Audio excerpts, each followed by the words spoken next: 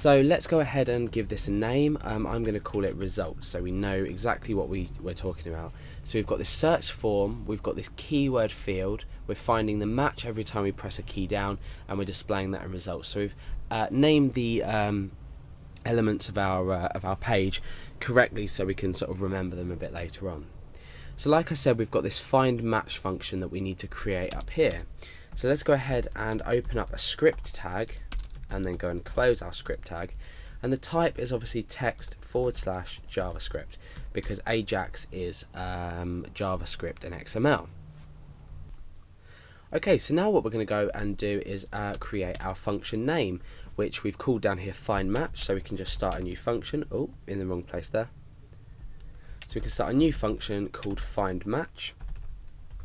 It's not going to take any parameters because this function is unique to this field, so we don't need to take any parameters to say, you know, pop it somewhere, or like we did in the example where we created our Ajax code last time. We put two arguments into here to say what file to grab and also where to put the data. So we don't need to do that because we can do that just for the purpose of this search.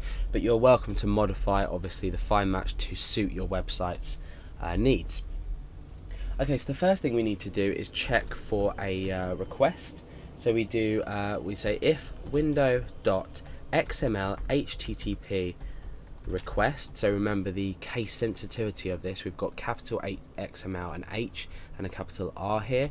The code inside of here is going to be case sensitive, so be very, very, very careful, or your program may not run correctly. So we've got an if, and then we're going to have an else there. So this is just for different browser support, but in this case we say XML HTTP is equal to new XML HTTP request, and then we put our parentheses on here. Otherwise, XML HTTP is equal to a new ActiveX object. So ActiveX object, and we feed in one argument, which is Microsoft.xml HTTP in capitals. Okay, so we've done that. That's set our XML HTTP variable. Now what we want to do is we want to check for the state, the ready state of our XML.http, because we're going to be submitting data through to this, so we need to check for that. So what we do is we say XML HTTP, and we say .onReady state, and then what's happening is we're going to equal this to a function, and we're going to have no parameters in this, but the function is going to be inside of here. So when we are ready to do this, sorry, this is on ready state change, by the way. Just noticed that there.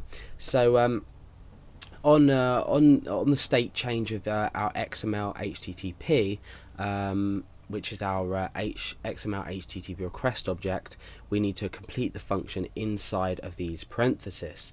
So the function is, first of all, we need to make a check. So we need to check the ready state and the status of this. So we need to say if XML HTTP dot ready status is equal to for and XML HTTP dot status. Sorry, this is state. I'm confusing things. So we've got ready state equals 4, and we've got the XML HTTP dot status is equal to 200. This is just to ensure that data is being returned. If data isn't returned, we don't need to carry out the following block inside here, which is grabbing the element by ID, which is the element that we're going to be putting the data into is our results div. So what we're doing is we're saying document, because we're speaking about the overall document, and then we're saying get element by ID, and we need to get the element by ID, which, let's go down here and check. We have called this results, so I should have known that because I did name them so I could remember them. Okay, so we need to type in results in here, and then what we need to do is we need to say .inner HTML, and .inner HTML is basically HTML inside of this div. So we're changing this, so we're making that equal to XML HTTP dot and its response value. response text, so the value of the text in response. So XML HTTP.response text. Okay, so we're done with that for now. Now we need to come down and actually send this data. So we need to test it first because we don't know if our code just around here works at the moment.